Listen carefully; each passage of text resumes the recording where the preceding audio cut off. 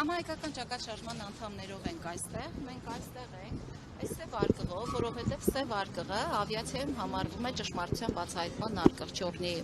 ящик։ Մենք եկել ենք այստեղ կա նաև պահանջներ,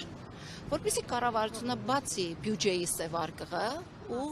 հաշվետու լինի, թափանցիկություն լինի մեր գումարների ծախսման հետ։ Մենք չպետք է հանկարծ 2 ամիս կամ 1 ամիս հետո լրատվամիջոցներից իմանանք, որ օրինակ կառավարության ղեկավարը ստացել է թաքուն հույժ գաղտնի փաստաթղթով 12 միլիոն դրամ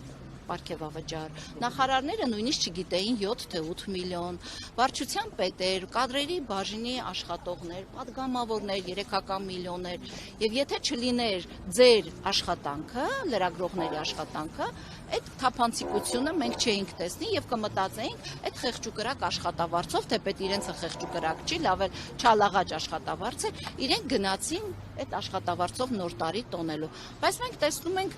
այդ պարգևավճարներից հետո ավելին Ալեն Սիմոնյանը ասում է, որ իրենք էլի են ստանալու պարգևավճար։ Իսկ այս 10,000-ական դրամ թոշակները սա մեր տատիկ-պապիկների արժանապատվության ավելի շատ արժանապատվության հետ է խաղում, որովհետև եթե Նիկոլ Փաշինյանի իշխանությունը պարզել է, որ 25 թվականին ունեցել են տնտեսական աճ,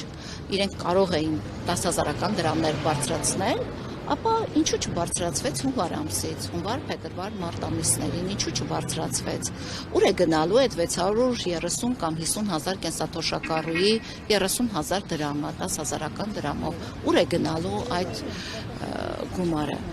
Հիմա այս սև արկղը ինքը շատ խորհրդանշական է։ Ես հիմա այս սև արկղը ուզում եմ հանձնեմ կառավարությանը։ Ինչու կառավարությանը ինքը բաց նամակ է։ Սև արկղի մեջ բաց նամակ է։ Ես ուզում եմ հիմա սա հանձնել կառավարությանը։ Չէ, սա բաց նամակ է, մեր պահանջներն է մեջը, նամակների բաժին կհանձնենք։ Եթե կընդունեն այս ֆորմատը, մենք փորձենք սա հանձնել, որովհետև բաց նամակ է։ Եկեք, ոչինչի տեսեք բաց է։ Եկեք ուզում եք, եկեք կարևոր ինքը արկղն է ու նամակի ձևաչափը չունի, հեսա անվտանգության աշխատակիցներին դասենք։ Բայց բաց է։ Տեսնենք այդ ձևաչափով ընդունում են նամակներ, թե ոչ, ստե սպասեք հիմա մի րոպե։ Գնանք այնտեղ։ Չէ, մի րոպե։ Շահինյան։ Այստեղ հարգելի լրատվամիջոցներ կարող եք տեսնել կանգնածները, այդ թվում ես, մենք օրինակ, տեսեք, ինչ ենք ուզում, բացեն կառավարության մեր պետական բյուջեի արկղը ու ասեն այս 10,000 դրամը։ Եթե այդ նամակները ձևաչափով չունեն, ինչպես ենք փոխանցելու։ Ձեր միջոցով փոխանցեցինք, վստահ չեմ, որ կընդունեն եւ ոչ էլ ուզում եմ, որ մենք բազմիցս բազմաթիվ նամակ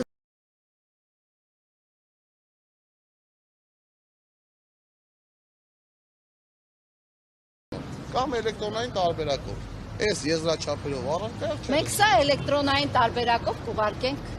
Եթե կարող եք այս Նիկոլ արկղը, Փաշինյանի։ եթե ձեր տեխնիկական հնարավորությունները ցույց են տալիս, տենց ուղարկելու։ Հարգելի լրատվամիջոցներ, ձեր միջոցով ես հիմա սա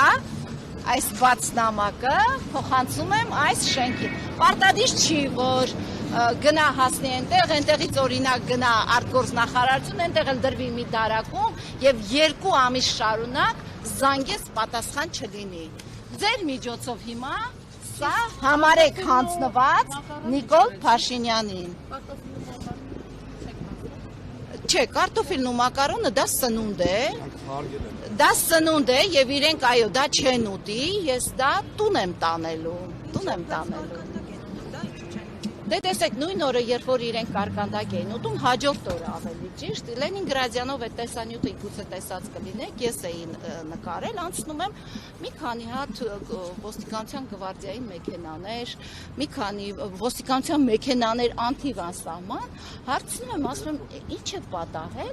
ասում են Նիկոլ Փաշինյանը գալիս է այս ռեստորան, ասում եմ, ինչ ռեստորան, ասում են Չերի Վահանի նախկին ռեստորան, այնտեղ էլ մեքենաները կանգնած են եւ այլն, պետական ահռելի միջոցների մսխում, որպեսզի Նիկոլ Փաշինյանը մտներ այ։ Ես կուզենայի օրինակ, բացի կուկուռուզից, կարկանդակից, բրդուճից, լավաշով բրդուճից, կուզենայի օրինակ այդ ռեստորանի ուտելիքներն էլ նկարեին ու հանրայնացնեին, ինչ են այդ օրը իրենք կերել։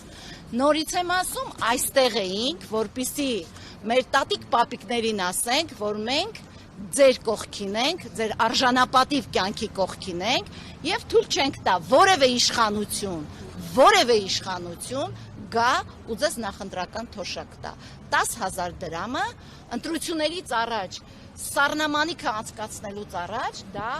ես համարում եմ նախընտրական նվեր կամ թոշակ մեր տատիկ պապիկներին։